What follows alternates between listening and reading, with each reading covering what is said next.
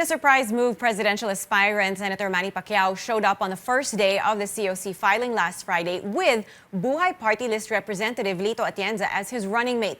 Pacquiao said he picked Atienza because of his decades of experience in public service. Let's now get up close and personal with Congressman Lito Atienza. He joins us live via Zoom. Good morning, Congressman. Thanks for being with us this morning.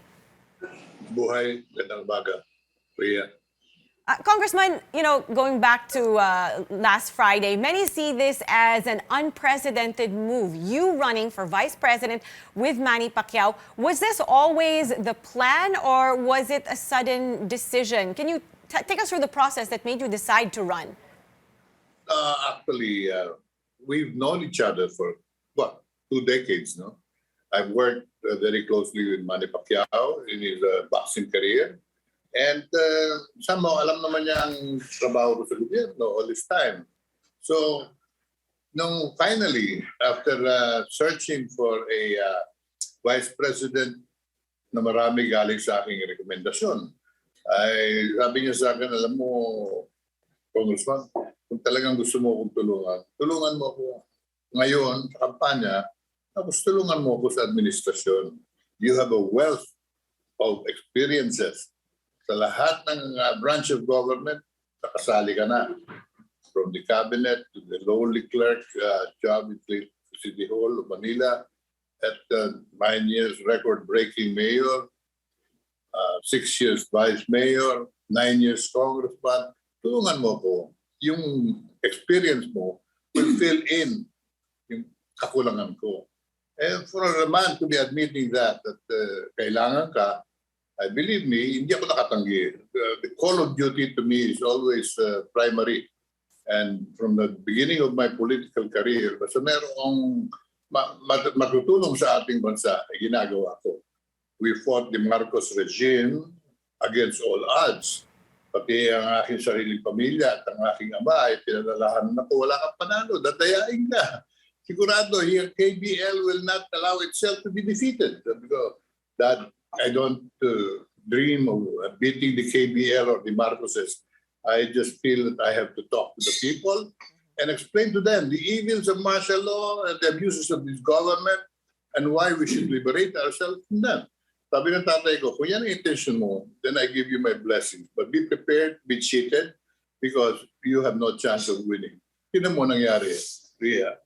Nakapagsalita ako sa mga 250 public gatherings. I explained to the people my cause and the reason why I was running for the Batas ng Pambansa. And on top of that, nanalo kami. So, I did my best. Sabi ko nga, ito regalo ng Panginoon, and I will do my best to reflect the people and sentiments of our people in the halls of regular Batas ng Pambansa. Congressman, today, what can people expect from a Pacquiao-Atienza tandem? This particular pairing, you and Manny Pacquiao, what can people expect from that? And in your view, what makes you dynamic? I know Manny Pacquiao. I know his heart. I know his dreams. I know his character, his intention. He's full of fight and courage and patriotism. Yung kanyang pagnanais na finally gumawa ng paraan upang maangat sa kahirapan ng ating mga kababayan ay isang pagnanais na matagal ko na rin pinananaginipan. Ang isang bansang katulad natin, at quoting Manny Pacquiao, merong biyaya ang bawat Pilipino. Magaling tayo isa sa iba. Look what I have done. I've shown to the whole world how great the Filipino is in the field of boxing. 8 division champion. 8 division from 112 pounds to 147. That's practically impossible. Pero ginawa ni Manny Pacquiao yan. And he wants to inspire our people and unite our people into action na kaya nating paunlarin ang ating sarili sapagkat unang-una binigyan tayo ng Panginoon ng mayaman na kalikasan. Very wealthy natural resources we have. Pero hindi na gagamit para sa kapakanan ng mamamayan. Nawawala ang pera sa korupsyon. Kaya sabi niya, I intend to correct all of this and we will provide the Filipinos a better life. Yung ganyang klaseng programa talaga appeals to me. I've been trying to do that from day one of my public office. That's right. It is Kaya- not an easy task at all. No one has been able to completely stamp out corruption in the country. And we'll get to that. But let's talk about some of the most pressing issues today, Congressman. The Philippines, all of us are weary of the lockdowns due to the pandemic. If you're elected, sir, how would you manage the health crisis differently? Number one, I'd probably abolish all of these bodies who are supposed to be handling the problem, but they're not doing their job. And Manny Pacquiao gets frustrated with all of this. And I see him frustrated with how the government's handling. Tapos laced by corruption pa. Yun na nababalitaan nating mga face shield, face mask, mga PPEs, mga supply na ninanakaw ng mga ilan sa gobyerno. Angers Manny. I can sense his passion to prevent and stop all of this nonsense and address the problem squarely. Naniniwala siyang ang Pilipino yung may kakayahan na labanan natin itong sakit na ito. But we have to treat it already as a regular problem, endemic disease na kailangan labanan ng bawat mamamayan. Hindi yung gobyerno ang nagdidikta. Sabi nga niya, lockdown ng tao. Why don't we lock down the virus instead? Tama.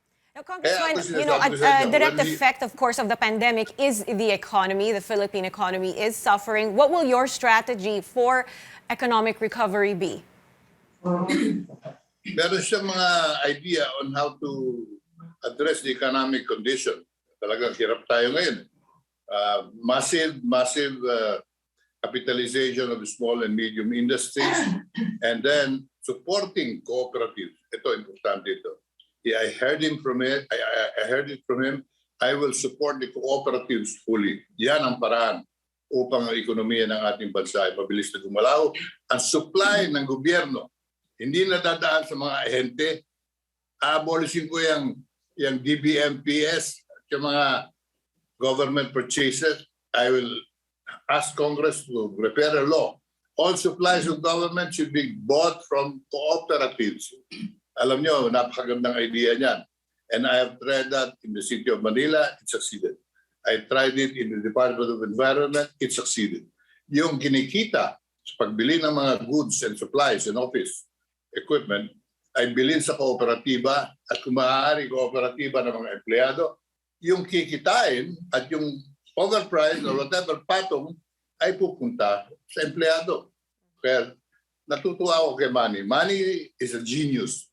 Manny is like a sponge. He immediately learns from what he sees, what he reads, what he hears.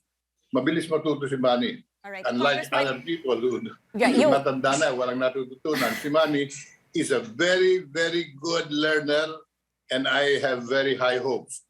He is the only one who can unite and inspire our people into action. Now, Congressman, you mentioned corruption earlier. Corruption is so ingrained in our government.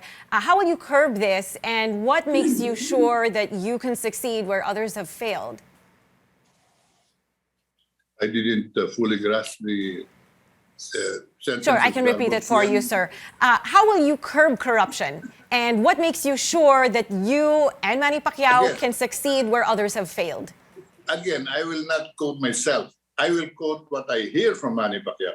Sabi niya, kaya walang tigil ang korupsyon. Alam nyo, wala kasing nakukulong sa korupsyon. Ikulong muna natin lahat yung malalaking corrupt official. Sabi niya, I'll build the biggest house. I will build millions of houses. But the biggest will be the mega prison where I'll put all of these corrupt officials. Pag nakulong ang mga gumagawa ng kalokohan at naparusahan, titigil ang corruption.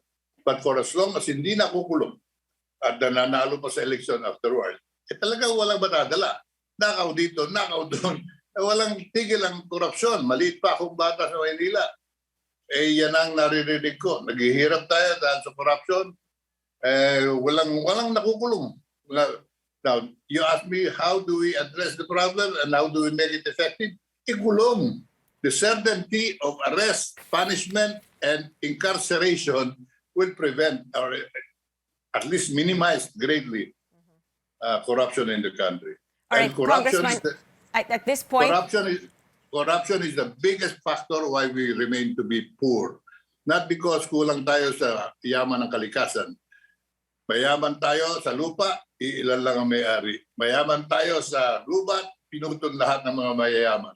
Mayaman tayo sa tubig, pag-aari ng ilan lang. Kaya marami tayong dapat pakinabangan. Ako'y natutuwa.